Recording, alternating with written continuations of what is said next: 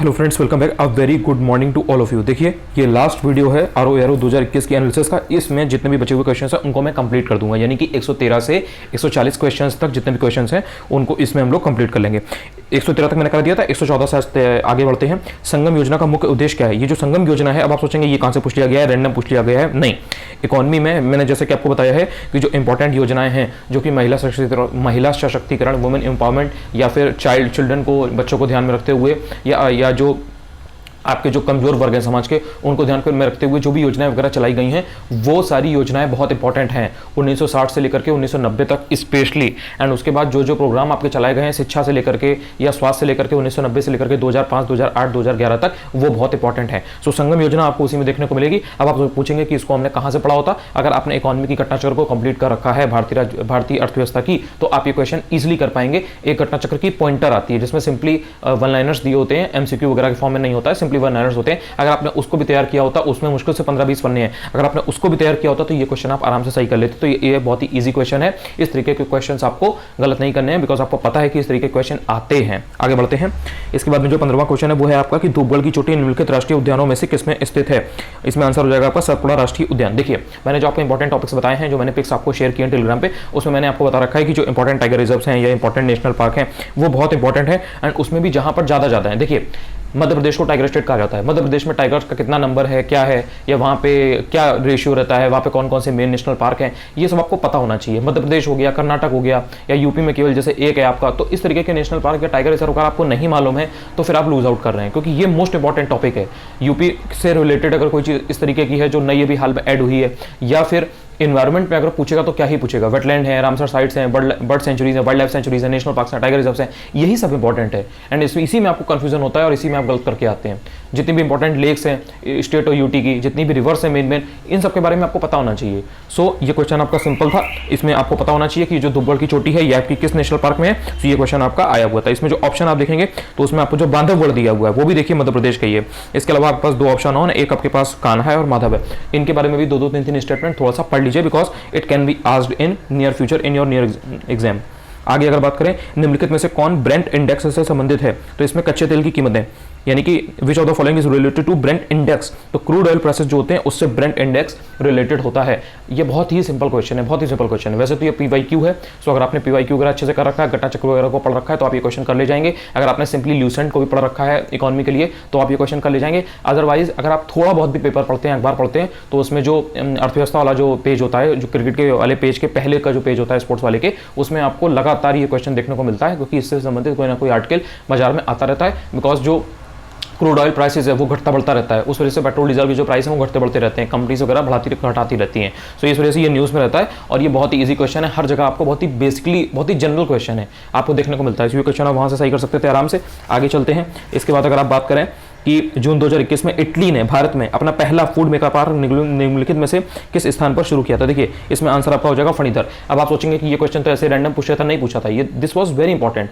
आप देखेंगे कि जो आपका बजट है उसमें जो आपके क्लस्टर वगैरह हैं, 7 मेगा पीएम मित्र पार्क जो गए वो आपके बनाने की बात की गई थी। इसके अलावा जो क्लस्टर होते हैं, फूड क्लस्टर होते हैं, फूड प्रोसेसिंग से रिलेटेड अगर कोई चीज़ है तो ये सब चीज़ें बहुत इंपॉर्टेंट है। एंड फूड मेगा पार्क बनना था वो भी पहला, तो this was very very important and it was expected, most anticipated question कि हाँ ये आ जाएगा, एंड ये आ गया था। सो आपको इस तरीके से पकड़ना आना चाहिए कि करंट अफेयर्स में क्या इंपॉर्टेंट है।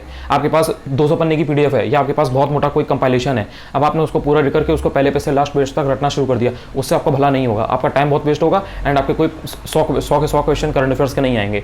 आपके करंट अफेयर्स में अगर 20 से 21 क्वेश्चन आ रहे हैं अप्रोक्सीमेटली, तो आपको उतना ही उस पर ध्यान देना है। पढ़िए, ऐसे मैं नहीं कह रहा कि आप पढ़िए मत, लेकिन फिल्टर करके पढ़िए। हर चीज़ पढ़ेंगे तो फिर आपको कंफ्यूजन होगा, आपका टाइम ज़्यादा जाएगा। और जो टाइम उधर करंट अफेयर्स से आप बचा सकते हैं वो टाइम आप स्टैटिक जो पोर्शन है उसमें लगाइए। अगर आपने अभी तक टेलीग्राम चैनल ज्वाइन नहीं किया, अगर आप चाहें तो टेलीग्राम चैनल भी ज्वाइन कर सकते हैं, वहाँ पर भी मैं काफ़ी इंपॉर्टेंट चीज़ें डालता रहता हूँ। ऑल्सो अगर आप चैनल पर नए हो, अगर आपको यूट्यूब चैनल से मेरे इस वीडियो से कुछ फायदा मिलता हो तो आप चैनल को सब्सक्राइब भी कर सकते हैं, और आपको लगे कि हाँ वीडियो सही है, कुछ फायदा होता है, तो आप अपने दोस्त वगैरह को भी शेयर कर सकते हैं। आगे बढ़ते हैं, आगे निपटाते हैं। ठीक है, इसमें आपको जो 118वां क्वेश्चन है उसमें देखिए, पूर्वी उत्तर प्रदेश की पहली केबल कार सेवा निम्नलिखित में से किस जनपद में प्रारंभ हुई थी? इटावा, महाराजगंज, जौनपुर और मिर्जापुर। अब देखिए, इसमें पूछा है कि पूर्वी उत्तर प्रदेश की। अब आप तुरंत ऑप्शन देखिए, इटावा किधर आता है? इटावा पूर्व में आता है? इटावा पूर्व में आता है कि नहीं आता है? इटावा तो पश्चिम साइड आता है ना। इधर आपका अलीगढ़ हो गया, ये जो मेरठ हो गया, ये जो आपका पूरा इधर आपका रीजन हो गया मैनपुरी वाला, तो ये सब आपके पश्चिमी उसमें कहे जाते हैं। ये कभी भी इटावा आपका पूर्व में नहीं है। जितने भी लोग ईस्टर्न यूपी से होंगे वो इस चीज़ को रिलेट कर पाएंगे। इसी तरीके से जो आपका महाराजगंज है, जौनपुर है, मिर्जापुर है, तो आप तुरंत ऑप्शन देखिए उसमें कि पूर्वी उत्तर प्रदेश की यहाँ पे बात की जा रही है। और जो केबल कार सेवा है, जो केबल कार सेवा लगाई जाएगी, जैसे केबल एबल लगाई जाएंगी, तो ये जनरली कहाँ लगाई जाएंगी भाई? लखनऊ में तो लगाएंगे नहीं, अलीगढ़ में तो लगाएंगे नहीं, लगाएंगे भी तो थोड़ा सा ऐसी जगह पे लगाते हैं, थोड़ा सा लॉजिक समझो, कॉमन सेंस समझो कि जहाँ पे यार थोड़ा सा पहाड़ी वाड़ी एरिया होता है या थोड़ा सा ऐसा पठारी एरिया होता है, प्लेट्यू वगैरह होता है, सो वहाँ पे क्या करते हैं कि इस तरीके की कोई चीज चला के, केबल एबल चला के क्या करते हैं कि वो जो डिस्टेंस आप कवर करोगे, लाइक पहाड़ के थ्रू जाके या जो चढ़ाई उड़ाई होगी उसके थ्रू जाके, उसको वो डायरेक्ट बीच में केबल कार लगा के, तार लगा के शॉर्ट में पूरी कर देते हैं। Are you getting my point? जैसे कि चित्रकूट है, चित्रकूट में भी हाल में लगाई गई थी, उसके पहले मिर्जापुर में देखो ये वाला था। सो जैसे आपने अगर एग्जाम उसका देखा हो, ओली का देखा हो, ओली में क्या है, ओली में वो जो चलती है केबल कार, वो जो चलती है आपकी ट्रॉली वगैरह चलती है, उससे थोड़ा थोड़ा आप रिलेट कर सकते हो। अगर आपको गंडोला का आइडिया हो गुलमर्ग में, तो उससे थोड़ा थोड़ा आप दिमाग लगा सकते हो। सो उसमें ऑप्शंस में आपको देखना था, जैसे आपको नहीं भी आंसर ये मालूम है तो आप सोच के देखो यार कहाँ लगा सकते हैं। इटावा तो हो ही नहीं सकता, इटावा तो काट दो। उसके बाद में महाराजगंज, जौनपुर और मिर्जापुर, इसमें मान लो बचा आपके पास, तो इसमें देखो कि भाई महाराजगंज जौनपुर है, इसमें ऐसा हो सकता है क्या? फिर सोचो कि नहीं यार मिर्जापुर में थोड़ा थोड़ा ऐसा एरिया है, या उसके आसपास थोड़ा थोड़ा ऐसा एरिया है, मिर्जापुर सोनभद्र, वहाँ पे यार ये चीज़ हो सकती है। तो इस तरह से नहीं भी अगर आता है मान लो क्वेश्चन, तो थोड़ा सा अगर दिमाग आपका खुला हुआ है, थोड़ा सा अगर चीज़ों को आपने समझा है, रटा नहीं है, और सब पढ़ने के पीछे नहीं भागते हो, तो ये क्वेश्चन आराम से कर ले जाते हैं। चलो आगे बढ़ते हैं, आगे देखते हैं। इसके बाद में 119वां क्वेश्चन है कि कौन सा तत्व सरसों में तेल की मात्रा बढ़ाने में अत्यधिक उपयोगी है? तो ये आपका आंसर हो जाएगा सल्फर। देखिए इसमें भी जो सल्फर होता है उसकी वजह से आप उसमें जो सरसों के जो आपका तेल होता है उसमें तेल की मात्रा बढ़ाने में ये बहुत ही हेल्प करता है, जो सल्फर होता है। अगर आप नॉर्मल भी आपने पीवाईक्यू वगैरह सॉल्व कर रखें तो ये इतना इजी क्वेश्चन है कि आपको आराम से कहीं ना कहीं उसमें रिपीटेड में मिल जाएगा, क्योंकि ये रिपीटेड है। दूसरी चीज कि जो सरसों है ये अपने आप में बहुत इंपॉर्टेंट है, तो इससे रिलेटेड जो भी सरसों की जैसे वैरायटी होती है, या इसका प्राइम प्रोड्यूसर कौन है, कौन सा स्टेट है, कौन सा डिस्ट्रिक्ट है, कहाँ पे क्या होता है, सबसे ज्यादा पैदावार कहाँ होती है, प्रोडक्टिविटी किसकी ज्यादा है, ये सब चीज़ें मालूम होना चाहिए, क्योंकि सरसों बहुत इंपॉर्टेंट है यार। सरसों का तेल, सरसों की फसल, ये सब मतलब आपको अगर नहीं मालूम है तो फिर आप लूज आउट कर रहे हो, क्योंकि आरओ एआरओ के पेपर में इस तरीके के क्वेश्चन अक्सर पूछे जाते हैं, पहले भी पूछे जाते रहे एंड आगे भी आपके 2023 के पेपर में इस तरीके के क्वेश्चन आएंगे। तो इसलिए आपको इस तरीके का आइडिया होना चाहिए, और अगर आपको नहीं आइडिया तो फिर उसको छोड़ दीजिए, इसमें आप दिमाग नहीं लगा सकते। ये फैक्ट टाइप के क्वेश्चन है, इसमें आपको अगर आता है तो आता है, नहीं आता है तो नहीं आता है। ठीक है, आगे चलते हैं। इसके बाद में 120वां क्वेश्चन है, डाविंसी प्लस वराइटास नासा द्वारा घोषित 2 नए मिशन किससे संबंधित हैं? इसमें ऑप्शन में चांद दिया गया, शुक्र दिया है, मंगल दिया है एंड बृहस्पति दिया है। देखिए इसमें सिंपल आंसर था शुक्र यानी कि वीनस। अब आप सोचेंगे कि ये कैसे पूछ लिया, वो हम ऐसे कैसे याद करें, समझे। देखिए अभी बता रहा हूँ आपको, बाकी आप जाके ऑब्जर्व कर लीजिएगा, आपको पैटर्न मिल जाएगा। एंड मुझे नहीं पता कि आपको ये सब चीज़ कोई और बताएगा नहीं बताएगा, आपने ये चीज़ किसी के मुँह से सुनी है नहीं सुनी है, लेकिन एक बात समझ लीजिए कि नासा और इसरो, इनके कोई भी अगर मिशन हुआ करें, या इनकी अगर कोई भी साझेदारी से कोई चीज़ बन रही है, ये लोग कोई मिसाइल बना रहे हैं, कोई चीज़ बना रहे हैं, कोई रॉकेट बना रहे हैं, कोई ऐसी चीज़ बना रहे हैं, लाइक कोई मिशन अगर ये लॉन्च कर रहे हैं, जैसे गगनयान मिशन है, तो वो किसका है, किसके लिए है, या इसी तरीके से अगर नासा है कोई अगर वो मिशन वगैरह बना रहा है, ठीक है, तो वो आपको पता होना चाहिए। नासा बहुत इंपॉर्टेंट है, आयोग का फोकस जो है वो नासा पे और इसरो पे रहता है। इस बार अगर आप यूपीपी से 2023 के पेपर देखेंगे तो उसमें आप देखेंगे कि निसार पूछा गया था, NISAR, वो नासा और इसरो का कंबाइंड प्रोजेक्ट है। सो यहां पर भी देखिए 2021 में क्या पूछा गया है, आपसे नासा का पूछा गया है। सो आपको सबका पढ़ने की जरूरत नहीं है कि आप यूरोपियन स्पेस एजेंसी का पढ़ के जा रहे हैं, जापान का पढ़ के जा रहे हैं, सऊदी अरब का पढ़ के जा रहे हैं, इराक का पढ़ के जा रहे हैं, कुवैत का पढ़ के जा रहे हैं, इजराइल का पढ़ के जा रहे हैं। ना ना ना ना, don't do that, please don't do that, I would request you don't do that. आप नासा और इसरो का पहले पढ़िए, उसके बाद if you have time then आप जम करिए इराक, ईरान, सीरिया और जो छोटी छोटी कंट्रीज हैं उन पे। पहले आप देखिए कि आपके इंडिया का क्या है, निसार का क्या है, नासा का क्या है, इसरो का क्या है। आगे चलता हूँ। 121वां क्वेश्चन है, अपने समय का चर्चित उपन्यास जीनी जीनी बीनी चदरिया जीनी के लेखक कौन है? देखिए इसमें आपको 4 ऑप्शन दिए गए हैं, काशीनाथ सिंह, नीरजा जादव, अब्दुल बिस्मिल्ला एंड अजय मिश्र। अगर ये क्वेश्चन आपको आता है, आपने कहीं पढ़ा है, कहीं ये नॉर्मल फैक्ट है, ठीक है, इसमें आप दिमाग नहीं लगा सकते। अगर आपने क्वेश्चन कहीं पढ़ा है तो आप मार्क कर दीजिए, नहीं पढ़ा है तो उसको छोड़ दीजिए, ये स्किप करने वाला क्वेश्चन है। लेकिन आप कोई इंसान है उसको कहना है कि नहीं मैं तो सही, मतलब मुझे तो करना है, मैं तो 1 टाइम लूंगा, या कोई अगर बच्चा बहुत स्मार्ट है, उसका दिमाग खुला हुआ है एंड वो किसी की कोई बात जो वो बताता है उसको उस पर दिमाग लगाता है, एनालाइज करता है, उसको थोड़ा सा एक उसका अक्ल है, वो क्या करेगा, वो सोचेगा भाई इसको मैं कैसे अटेम्प्ट करूं। अब वो ऑप्शंस एनालाइज करेगा। ऑप्शंस देखो आप, एक ऑप्शन है काशीनाथ सिंह, एक ऑप्शन है नीरजा जादव, एक ऑप्शन है अब्दुल बिस्मिल्ला, एक ऑप्शन है अजय मिश्र। अब ये जो चीज़ है इसमें जो मैं बताने वाला हूँ ये फुल प्रूफ तो नहीं है, लेकिन ये आयोग के पेपर में अभी तक तो काम करती आई है, आगे भी कभी कभी कर सकती है, तो इसको फुल प्रूफ स्ट्रेटजी मत मानना। मैं ये नहीं कह रहा हूँ कि इसको ब्लाइंडली फॉलो कर लो, लेकिन हाँ ये एक तरीका होता है और ये पिछले 8-10 सालों से चलता आया है, और ये आपको मैं दिखा सकता हूँ कि ऐसा कितने क्वेश्चंस में इस तरीके से रहा है। सो वो तरीका क्या है वो मैं बताता हूँ। चारों नाम देखो, 4 नाम में 3 जो नाम है वो हिंदू है, एक नाम जो है वो मुस्लिम है, यहाँ पे ऑड वन आउट लगा सकते हो। और इसी तरीके से और भी होता है, 3 नाम आपको दिए रहेंगे वो क्रिश्चियन दिए रहेंगे, एक नाम हिंदू दिया रहेगा, या आपको 3 नाम जो है वो सिख के दिए रहेंगे एंड एक नाम आपको मोहम्मदन दिया रहेगा। तो इस तरीके से कुछ कुछ ऑड वन आउट वाला आपको पढ़ना है। यहाँ पे बात ये नहीं है कि हिंदू मुस्लिम, यहाँ पे चीज ये है कि ऑड वन आउट देखा जाता है। जैसे यहाँ पे आपको मान लीजिए 3 लिखे होंगे वो सेम कास्ट के होंगे, या 3 होंगे वो सेम रिलीजन के होंगे, या सेम जो होंगे वो सेम किसी स्टेट से बिलोंग करते होंगे, एक किसी दूसरे स्टेट से अलग होगा। जैसे 3 होंगे यूपी, हिमाचल, जम्मू कश्मीर, एक उसमें होगा कर्नाटक का, इस तरीके से। या 4 अगर ऑप्शन दिए तो उसमें 3 ऐसे होंगे जो उड़ीसा के होंगे, और एक उसमें से सिर्फ ऐसा होगा जो आपका होगा असम का, तो वो जो असम वाला है वो आंसर होगा, क्योंकि 3 तो उड़ीसा के है ना। तो इस तरीके से ऑड वन आउट छांटना है, मेरा कहने का मतलब ये है। अब इस ऑप्शन में क्या चीज अलग थी, इस ऑप्शन में ये चीज अलग थी कि इसमें अब्दुल बिस्मिल्लाह जो है वो अलग था बाकी तीनों ऑप्शन से। तो इस तरह से भी कभी कभी आंसर निकाल आता है, लेकिन वही है कि आपको एनालिसिस से मिलेगा, ऐसे कहीं नहीं मिलेगा, वरना तो आप सब चीजें रट के जाओगे और उतना ही कंफ्यूजन होगा। 122वें क्वेश्चन पे आते हैं। भारतीय संविधान की प्रस्तावना में इसके सभी नागरिकों को कौन सा न्याय प्रदान करने की व्यवस्था की गई है? सिंपल क्वेश्चन है, अगर आपको प्रेम्बल आती है तो उसमें आपको पता होना चाहिए कि भैया 3, 5, 2, 1 3 तरीके की न्याय है, 3 तरीके का ये है, 3 तरीके का वो है, 3 तरीके का वो है, इस तरीके से आपको पता होना चाहिए। उसका कोड है 3, 5, 2, 1। आपको पता होना चाहिए कि कितने तरीके की फ्रीडम है, कितने तरीके का न्याय है, कितने तरीके के भाईचारे की बात की गई है। ये सारी चीजें आपको प्रियम्बल अगर आपको केवल पता है तो उसमें वो चीजें लिखी हुई है कि इतने तरीके की फ्रीडम, इतने तरीके का न्याय, तो वहां से आप ये सिंपली क्वेश्चन कर लोगे, बहुत ही इजी क्वेश्चन था। इसके बाद में अगर बात करें, निम्नलिखित में से किस सुल्तान ने साम्राज्य की सीमाओं की सुरक्षा के लिए एक विशेष सेना की नियुक्ति की थी? Which of the following sultan appointed a special army to protect the boundaries of the empire?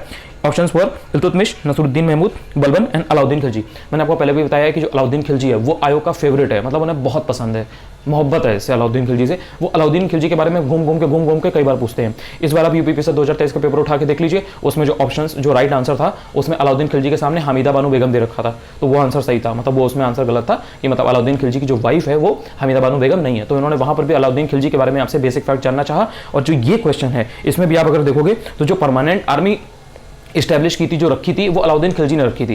Because वो मंगोल जो थे, मंगोल जब इन्वेजन हो रहा था, मंगोल इन्वेजन हो रहा था, मंगोल जब बार बार दिल्ली पर कब्जा करने के लिए और लूटपाट करने के लिए, मारतोड़ करने के लिए आते थे, तो Alauddin Khilji was very much strong कि वो चाहता था कि नहीं भाई मैं इनको तोड़ के यहीं से मार के भगा दूंगा। तो उसने प्रॉपर एक किला टाइप बना दिया था, किनारे से पूरी बाउंड्री बना दी थी एंड उसने वहाँ पे आर्मी स्टैब्लिश की। ये सीन नहीं था कि जब लड़ाई होने लगेगी तब हम आर्मी को इकट्ठा करेंगे, पहले से ही एक परमानेंट आर्मी थी वहाँ पे कि हाँ भाई ये लोग आए इनको मार मार के भगा दो, लेकिन इनको एंटर नहीं करने देना। सो वो इस रिगार्ड में बहुत ज़्यादा वो एक उसका डिटर्मिनेशन था कि नहीं भाई मुझे मंगोलों को खदेड़ना है। So Alauddin Khilji was very important और ये आगे भी रहेगा। सो अलाउद्दीन खिलजी के बारे में जो भी इंपॉर्टेंट चीज़ें हैं, जैसे उसकी मार्केट रिफॉर्म्स हैं, या उसके बारे में उसने कौन कौन सा जैसे डिपार्टमेंट बनाए थे, लाइक आर्मी का है, या मान लीजिए कोई अगर फाइनेंस का डिपार्टमेंट उसके टाइम का है तो उसको क्या बोलते थे, उसके टाइम पे एडमिनिस्ट्रेशन को क्या बोलते थे, उसके टाइम पे अगर कोई आर्किटेक्चर है जैसे मान लीजिए सीरी का किला है। सो इस तरीके की चीज़ें आपको मालूम होना चाहिए। आई होप आपको समझ में आ रहा है। आगे चलता हूँ।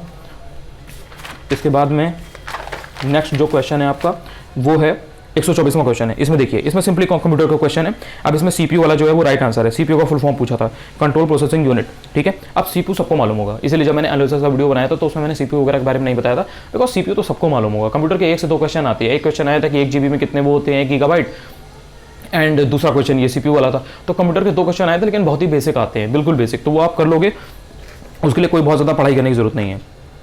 उसके बाद में 125वां क्वेश्चन है, उसके बारे में बात करते हैं। निम्नलिखित में से किस देश में उसकी कुल ऊर्जा आवश्यकता का 99% जल विद्युत से प्राप्त होता है?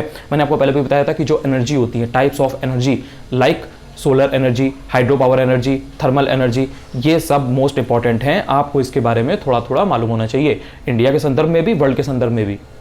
अब नॉर्वे की यह खास बात है कि वहाँ पे जो 99% है वो जल विद्युत से प्राप्त होता है उसकी कुल ऊर्जा में, यानी कि उसकी टोटल एनर्जी में उसको 99% जल विद्युत से ही मिल जाता है। अब इसमें ऑप्शंस अगर आप देखोगे तो जैसे स्विट्जरलैंड है, स्विट्जरलैंड भाई हो नहीं सकता, काट दो, वो किस तरीके की कंट्री है आपको पता ही होगा।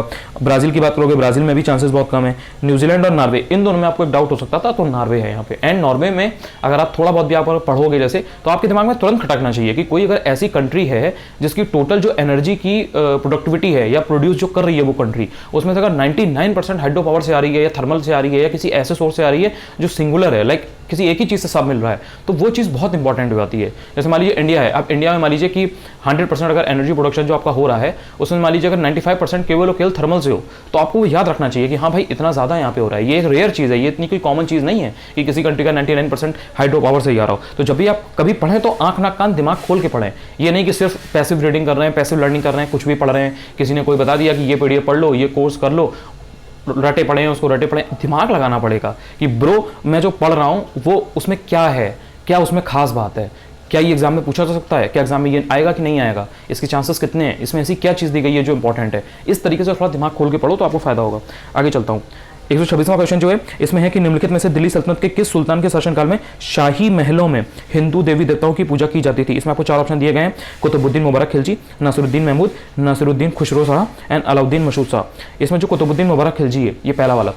अगर आप पिछले यूपी पीसीएस के 4-5 साल के पेपर को एनालाइज करोगे, स्पेशली 2016 से 2019 तक का, उसमें आप देखोगे कि कुतुबुद्दीन मुबारक खिलजी के बारे में 4 से 12 क्वेश्चन पूछा जा चुका है। ठीक है, तो एक तो ये इंपॉर्टेंट हुआ, इसलिए ये ऑप्शन में देखो दिया गया है।